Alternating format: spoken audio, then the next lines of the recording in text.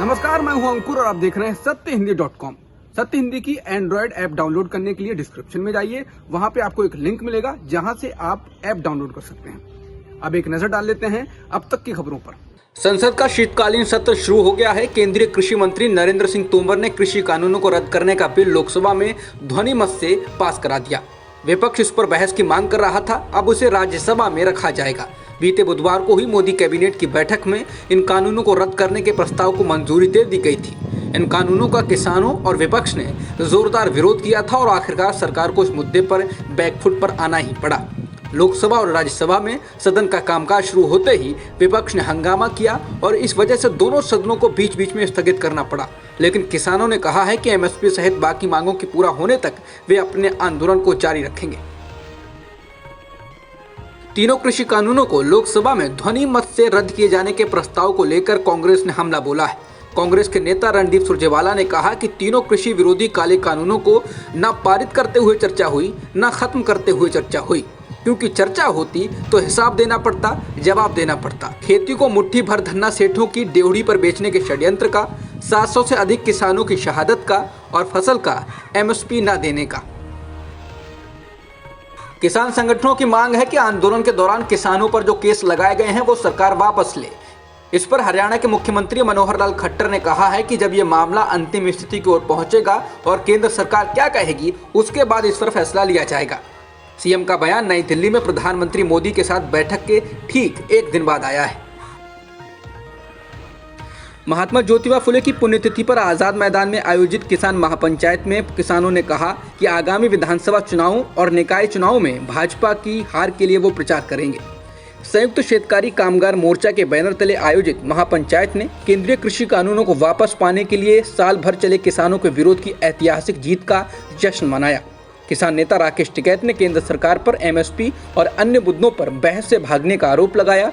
उन्होंने कहा कि खेती और श्रम से जुड़े कई मुद्दों पर ध्यान देने की जरूरत है और हम उन्हें उजागर करने के लिए पूरे देश की यात्रा करेंगे। किसानों ने कहा कि सरकार उनकी एमएसपी समेत बाकी मांगों को मान ले, नहीं तो 26 जनवरी दूर नहीं है और 4 लाख ट्रैक्टर और किसान सभी तैयार हैं। कर्ज के दबाव में पूरे परिवार के संग जहर खाने वाला शख्स अस्पताल में जिंदगी और मौत से लड़ रहा था। आईसीयू में भर्ती था। सुर्खियां बनी तो नेता आर्थिक सहायता के बीच चेक देने पहुंचे थे। बेहोशी की हालत में पड़े उस शख्स के हाथों में चेक देकर तस्वीरें खिंचवाई गईं। अब उस शख्स की मौत हो गई है। ये मामला भोपाल सामूहिक सुसाइड कांड का है। उस परिवार के मुखिया संजीव जोशी की आज मौत हो गई है। इनके साथ ही आईसीयू में फोटो सेशन किया गया था। इसको लेकर स्थानीय बीजेपी विधायक की तीखी आलोचना की जा रही थी। मध्य प्रदेश की राजधानी भोपाल में सूदखोरों के आतंक से त्रस्त होकर सामूहिक सुसाइड कांड में मरने वालों की संख्या अब 5 हो गई है। 2 दिन पहले परिवार के 5 लोगों द्वारा एक साथ जहर पी लेने की घटना को लेकर पहले तो पुलिस कटघरे में थी। दिल्ली में प्रदूषण को देखते हुए निर्माण की गतिविधियों पर सुप्रीम कोर्ट ने रोक लगाई थी। इस बीच सुप्रीम कोर्ट ने केंद्र सरकार की सेंट्रल विस्टा के काम को लेकर खिंचाई की है और पूछा है कि क्या निर्माण कार्यों पर प्रतिबंध के बावजूद दिल्ली में सेंट्रल विस्टा का काम चल रहा है। जब वरिष्ठ अधिवक्ता विकास सिंह ने बताया कि निर्माण पर प्रतिबंध के बावजूद भी सेंट्रल विस्टा का काम जोरों पर चल रहा था, तो सीजीआई ने कहा कि हम प्रदूषण को नियंत्रित करने के लिए संघर्ष कर रहे हैं, चाहे सेंट्रल विस्टा हो या इंडस्ट्री या कुछ और। सुप्रीम कोर्ट ने कहा कि हम उनसे इस बारे में जवाब चाहेंगे। हमने उनसे पूछा है कि केंद्र सरकार की इसमें क्या भूमिका है। दक्षिण अफ्रीका में मिले कोरोना के नए वेरिएंट से दुनिया में हलचल हो गई है। इसके कारण कई देशों ने उन देशों से उड़ानें रद्द कर दी हैं जहां जहां ये वेरिएंट मिले हैं। इस बीच दक्षिण अफ्रीका से महाराष्ट्र आया एक शख्स कोरोना संक्रमित पाया गया है। इससे आशंका जताई जा रही है कि कहीं ये नया वेरिएंट तो नहीं। इस शख्स के सैंपल को जीनोम सीक्वेंसिंग के लिए लैब भेजा गया है ताकि ये पता लगाया जा सके कि संक्रमण नए वेरिएंट ओमिक्रॉन का है या नहीं।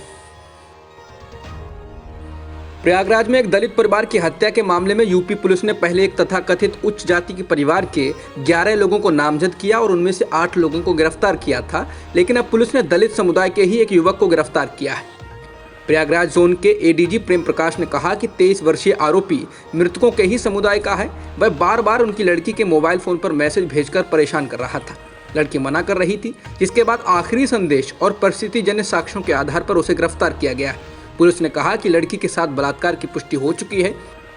पुलिस का दावा है कि एक तरफा प्यार के चक्कर में आरोपी युवक पवन सरोज ने अपने साथियों के साथ मिलकर युवती की और उसके परिवार वालों की हत्या की थी। पुलिस ने आरोपी के डीएनए टेस्ट के लिए सैंपल भेज दिए हैं। पुलिस ने बताया कि पीड़िता नाबालिग नहीं थी और केस से पॉक्सो एक्ट की धारा हटा दी है। प्रयागराज में दलित परिवार की हत्या और रेप केस में पुलिस का कहना है कि जिन तथाकथित ऊंची जाति के लोगों के नाम पर केस दर्ज किया गया था, उनका इस परिवार से कुछ छोटा मोटा झगड़ा था, लेकिन अभी तक इस बात के सबूत नहीं मिले हैं कि उन्होंने ही इस दलित परिवार की हत्या की है। इससे पहले भूमि से जुड़े विवाद में ऊंची जाति के परिवार के साथ समझौता करने के लिए पिछले 2 वर्षों में दलित परिवार पर कथित रूप से दबाव बनाने के आरोप में पुलिस ने शनिवार को अपने 2 कर्मियों को निलंबित किया था। दलित परिवार के सदस्यों ने पुलिस में 2 बार शिकायत की थी, लेकिन कोई कार्रवाई नहीं हुई थी। प्रयागराज के दलित परिवार के एक करीबी रिश्तेदार का कहना है कि पुलिस ने उसको बताया कि उनके घर से 5 किलोमीटर दूर रहने वाले एक उनके ही समुदाय के शख्स ने हत्याएं की हैं। पीड़ित परिवार के रिश्तेदारों का कहना है कि वो पुलिस के इस नए बयान पर तभी विश्वास करेंगे जब अन्य आरोपी पकड़े जाएंगे और अधिक जानकारी सामने आएगी। हम सभी ने हाथरस का मामला देखा है, जहां पुलिस ने कई बार अपना पक्ष बदला था। त्रिपुरा निकाय चुनाव में बीजेपी द्वारा क्लीन स्वीप करने के बाद बीजेपी नेताओं ने टीएमसी को आड़े हाथों लिया है। बंगाल भाजपा अध्यक्ष सुकांत मजूमदार ने कहा कि टीएमसी ने त्रिपुरा में एक लोकप्रिय पार्टी के रूप में उभरने की कोशिश की, लेकिन हकीकत में वे बीजेपी के आसपास कहीं नहीं हैं। वे त्रिपुरा में स्थिति को अस्थिर करने के लिए पश्चिम बंगाल से बदमाशों को लेकर गए।